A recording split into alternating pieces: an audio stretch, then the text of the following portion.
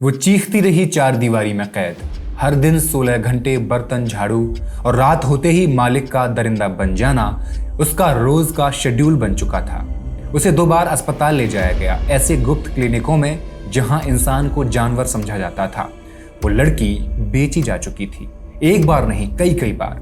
हर बार अलग मालिक, हर बार अलग दर्द और हर बार जिस्म नोचने वाले हाथ अलग। कभी दुबई में, कभी कतर तो कभी ओमान। जगह बदलती रही लेकिन समय ठहर गया था चार दीवारों में किसी नए मालिक की हवस बनकर। घुटनों में सर दबाए दिन रात गुजरते थे, कोई सुबह नई नहीं थी। हर सुबह फिर से बेच दिए जाने के डर से उठा करती थी। नौकरी का सपना लेकर आई थी, सोचा था गरीब माँ बाप और भाई बहन का सहारा बनेगी और फिर एक जिस्म बनकर रह गई। ये कहानी है असम की एक लड़की दीक्षा की। नाम पहचान छुपाने के लिए बदल दिया गया है। उम्र थी महज 21 साल। एक एजेंट ने कहा था अच्छी नौकरी मिलेगी, दुबई में जिंदगी बन जाएगी। लेकिन जो बन गया वो था एक दलदल जिसमें हर साल हजारों भारतीय लड़कियां धकेली जा रही हैं। हजारों लाखों लड़कियां गल्फ कंट्रीज नौकरी के लिए जाती हैं। कुछ महीनों बाद उनका कोई नामो निशान नहीं मिलता। दीक्षा भी उन्हीं लड़कियों में से एक थी। उसका फोन बंद था, पासपोर्ट गायब हो चुका था। उसका वजूद किसी दूसरे देश की रसोई में किसी अजनबी की हवस के नीचे दबा हुआ मिलता है। ये कहानी है ह्यूमन ट्रैफिकिंग की। भारत से हर साल हजारों लड़कियां बेची जा रही हैं, कभी हाउसकीपिंग के नाम पर, कभी केयरटेकर तो कभी नर्स बनने के नाम पर। इन्हें भेजा जाता है टूरिस्ट वीजा पर, ट्रेनिंग दी जाती है इमिग्रेशन में झूठ बोलने की और फिर पासपोर्ट और मोबाइल छीन कर फेंक दिया जाता है। इनका वजूद मिट्टी में मिला दिया जाता है। गल्फ के घरों में ये लड़कियां सिर्फ काम नहीं करती, इनकी नींद, इनका जिस्म और पूरी जिंदगी लीज पर दे दी जाती है। सरकारी डेटा कहता है पिछले 5 साल में सिर्फ ओमान में 17,000 से ज्यादा भारतीयों को रेस्क्यू किया गया। सोचिए, जो नहीं बचाए जा सके उनकी गिनती कौन करेगा। नहीं, ये कहानी सिर्फ दीक्षा की नहीं है। ये कहानी आंध्र प्रदेश की लंकापल्ली मैरी की भी है। नहीं, ये कहानी इन दोनों की भी नहीं है। ये कहानी लाखों उन लड़कियों की है जो काम करने गल्फ गईं और आज तक नहीं लौटी। इन सब के हजारों नाम हैं। इनके पीछे दलाल हैं, एजेंट हैं, फर्जी वीजा है और एक ऐसा सिस्टम है जो आंखें मुंह दे बैठा है। अब सोचिए कैसे एक टूरिस्ट वीजा, एक फेसबुक फ्रेंड रिक्वेस्ट और एक फोन कॉल किसी की पूरी जिंदगी तबाह कर देता है।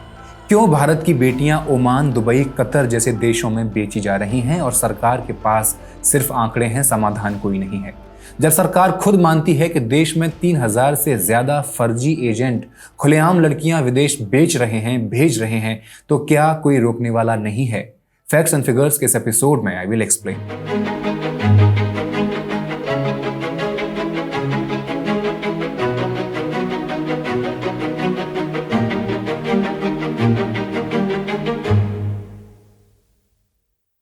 नमस्कार, मैं हेमंत और आप मॉलिटिक्स देख रहे हैं। विदेश मंत्रालय ने माना है कि देश में हजारों दलाल और फर्जी एजेंट बिना किसी सरकारी इजाजत के विदेशों में नौकरी दिलाने के नाम पर लोगों को ठग रहे हैं, उनको बेच रहे हैं। ऐसे एजेंट 1983 के इमिग्रेशन एक्ट की धज्जियां उड़ाकर गरीबों और मजबूरों को शिकार बनाते हैं। अभी तक इमिग्रेट पोर्टल पर 3094 ऐसे अवैध एजेंटों के नाम नोटिफाई किए जा चुके हैं। सबसे ज्यादा केस ओमान 17,454 और सऊदी 10,023 से निपटाए गए हैं। इन आंकड़ों में वो लड़कियां शामिल नहीं हैं जो दीक्षा की तरह गुपचुप भेजी जाती हैं। बहुत कम होता है कि ऐसे केस सामने आ पाते हैं, वरना करप्ट ऑफिसर्स इसे बाहर नहीं आने देते या लड़कियां खुद इतनी हिम्मत नहीं जुटा पाती कि वो किसी से कह सकें। तेलंगाना की राजीव गांधी इंटरनेशनल एयरपोर्ट से एक बड़ा खुलासा हुआ था। सत्यनारायण नाम का एजेंट इंसानी तस्करी यानी ह्यूमन ट्रैफिकिंग और धोखाधड़ी के आरोप में गिरफ्तार हुआ था। जिस वक्त ये गिरफ्तारी हुई उस वक्त 35 साल की लंकापल्ली मैरी मस्कट जाने की कोशिश कर रही थी, लेकिन इमिग्रेशन अफसरों को वीजा में गड़बड़ी मिली। जांच में पता चला कि इस पूरे खेल का मास्टरमाइंड वही सत्यनारायण ही था। मैरी ने भरोसे में आकर अपने सारे डॉक्यूमेंट्स उसे सौंप दिए थे। सत्यनारायण ने न केवल एक नया पासपोर्ट थमा दिया उसे, बल्कि कहा कि अब पहले जैसे सिस्टम नहीं चलता है, खुद खर्च उठाओ तभी बाहर जाओगे। मेडिकल टेस्ट हुआ और फिर मस्कट वीजा थमा दिया गया। सारा कुछ इस तरह प्लान किया गया जैसे कोई रूटीन प्रोसेस हो, लेकिन असल में ये एक औरत को बेचने की तैयारी थी। ये कहानी बताती है कि कैसे दलाल अब सीधे महिलाओं को वर्कर के नाम पर तैयार करते हैं। मेडिकल, ट्रेन टिकट और नकली वीजा तक सब कुछ इस तस्करी की प्लानिंग का हिस्सा होता है। ये मामला अभी भी जांच में है, लेकिन ये साफ है कि दीक्षा हो या मैरी, सिस्टम का खेल एक जैसा है। चेहरों के नाम अलग अलग हैं, दर्द एक जैसा है। दीक्षा की कहानी द क्विंट के हवाले पढ़ने को मिलती है और बेहद डरावनी भी है। दीक्षा असम की एक नौजवान लड़की, महज 21 साल की, नाम बदला हुआ है। घर की बड़ी बेटी होने के नाते वो अपने परिवार का सहारा बनना चाहती थी। पिता एक मामूली मिस्त्री, माँ गृहिणी और छोटी बहन अभी 12वीं क्लास में पढ़ रही थी। दीक्षा खुद सिर्फ 8वीं तक पढ़ी थी, लेकिन चाहती थी कि उसकी बहन आगे पढ़े, आगे बढ़े। लेकिन दीक्षा का गांव असम के चिरांग जिले का एक कोना, जो भारत भूटान बॉर्डर के पास बसा है, वहां रोजगार नाम की चीज ना के बराबर है। हालांकि ये हाल पूरे देश भर में है, लेकिन दीक्षा के गांव में ना फैक्ट्री थी, ना दफ्तर ना कोई ठोस काम था। उसी दौरान उसकी मुलाकात एक एजेंट से होती है। उसका नाम था विकास। दीक्षा बताती है कि उसकी बड़ी मम्मी ने उसको विकास से मिलवाया था। उसकी बड़ी मम्मी ने कहा था कि इसके साथ फेसबुक पर जुड़ जा, ये दुबई में पहले भी लोगों को नौकरी दिलवा चुका है। दीक्षा ने बोला कि ठीक है, मुझे किसी फास्ट फूड रेस्टोरेंट में वेटर की नौकरी दिलवा दीजिए। विकास दीक्षा को दुबई में एक अच्छी नौकरी का ऑफर देता है और उसे झांसा देता है, सारा पेपर वर्क मैं संभाल लूंगा, तुझे कुछ नहीं करना। दुबई में हाउसकीपिंग की नौकरी है, महीने के 20 से 22 हज़ार मिलेंगे। दीक्षा को यह सुनहरा मौका लग रहा था। वो ठहरी गांव की सीधी सादी लड़की, जिसे घर चलाने के लिए जॉब चाहिए थी। उसे कोई अंदाजा नहीं था कि वो किस अंधे रास्ते पर कदम रखने जा रही है, शायद एक ऐसे दलदल की ओर जहां से लौटना बेहद मुश्किल होता है। दीक्षा जाने के लिए मान चुकी थी। महज 15 दिन के भीतर विकास ने सारे डॉक्यूमेंट्स तैयार कर दिए, पासपोर्ट, वीजा, टिकट, सब कुछ। लेकिन ध्यान देने वाली बात यह है कि वीजा वर्क वीजा नहीं था, बल्कि टूरिस्ट वीजा था। जब काम करने जा रही थी तो वर्क वीजा होना चाहिए था। असल में ऐसे धोखेबाज एजेंट अक्सर मासूम और मजबूरी में फंसे लोगों को रिश्तेदारों या जान पहचान वालों के जरिए फंसाते हैं और फिर उन्हें टूरिस्ट वीजा पर भेज देते हैं ताकि कानून की पकड़ से बच सके। जबकि असली कानूनी तरीका यह है कि अगर आपके पास ECR, immigration check required passport है, तो आपको सरकारी अप्रूवल से भेजा जाना चाहिए, जिसका एक रिकॉर्ड भी होता है। दीक्षा इससे पहले कभी हवाई जहाज में बैठी नहीं थी, उसे एयरपोर्ट का कोई अनुभव था नहीं, तो इतनी जानकारी उसको नहीं थी। विकास ने दीक्षा को एयरपोर्ट पर इमिग्रेशन अफसरों से क्या क्या बोलना है वो सब पहले ही रटवा दिया था। ऐसे ऐसे बोलना कि मैं किसी के पास जा रही हूँ, किसी से मिलने जा रही हूँ। और दीक्षा दुबई लैंड कर जाती है। एयरपोर्ट पर दीक्षा को रिसीव करने एक भारतीय कपल आता है, पति पत्नी अर्जुन और नूर। वो दोनों उसी वक्त दीक्षा का पासपोर्ट और फोन छीन लेते हैं, उसे सीधे अपने फ्लैट ले जाते हैं और यहीं से शुरू होता है उसके बायोडाटा रिकॉर्डिंग का खेल। दीक्षा से अंग्रेजी में एक वीडियो बनवाया गया जिसमें उसने अपना नाम, उम्र और वर्क एक्सपीरियंस बताया। फिर उस वीडियो को ऑनलाइन अपलोड कर दिया गया ताकि कोई स्पॉन्सर उसे खरीद सके। अब कहानी में पैच ये था कि ये भारतीय कपल दीक्षा को किसी और को बेचना क्यों चाह रहा था और ये खरीद बेच का खेल क्या चल रहा था।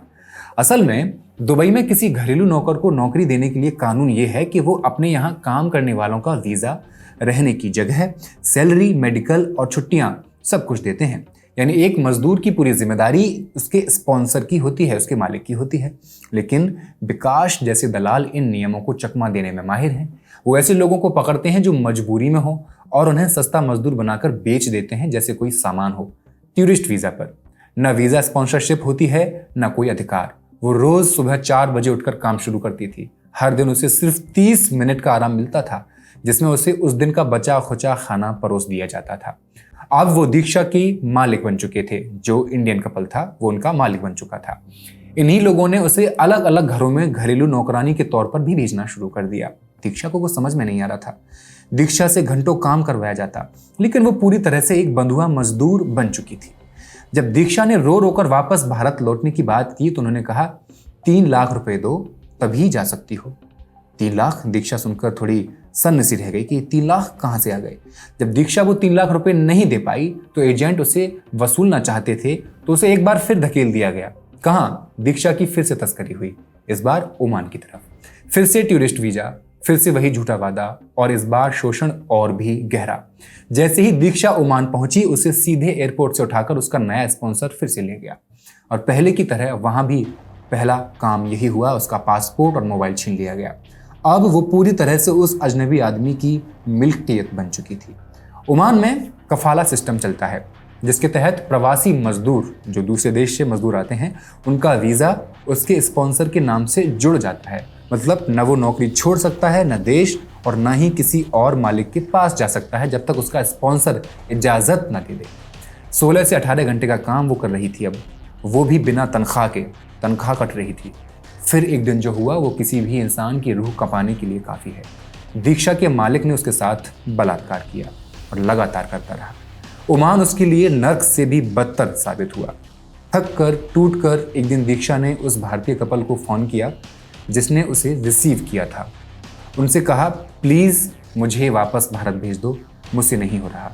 लेकिन जवाब जो मिला वो दीक्षा की रूह तक हिला गया। वो बोले, 3 लाख रुपए दो तभी जा सकती हो। हमने विकास को पैसे दिए थे तुझे दुबई लाने के लिए। दीक्षा सन्न रह गई। दीक्षा कहती है, मतलब साफ था, विकास ने मुझे बेच दिया था, मैं किसी सौदे का हिस्सा थी। अब यहाँ दीक्षा को समझ में आया कि वो 3 लाख क्यों मांग रहे थे। दीक्षा को सिर्फ 10 मिनट के लिए फ़ोन मिलता था, वो भी माँ से 3 लाख का इंतज़ाम कराने के लिए। लेकिन परिवार बेहद गरीब था, पैसों का इंतज़ाम आखिर तक हो ही नहीं सका। दीक्षा चुपचाप काम करती रही और उसका हर तरीके से इस्तेमाल किया जाता रहा। दिन बीते, महीने बीते, दीक्षा को लगने लगा था कि अब उसकी ज़िंदगी यहीं ख़त्म हो जाएगी। लेकिन तभी एक श्रीलंकाई आदमी मिला जिसने उससे हिंदी में बात करना शुरू की। उसको थोड़ा अपनापन सा लगा।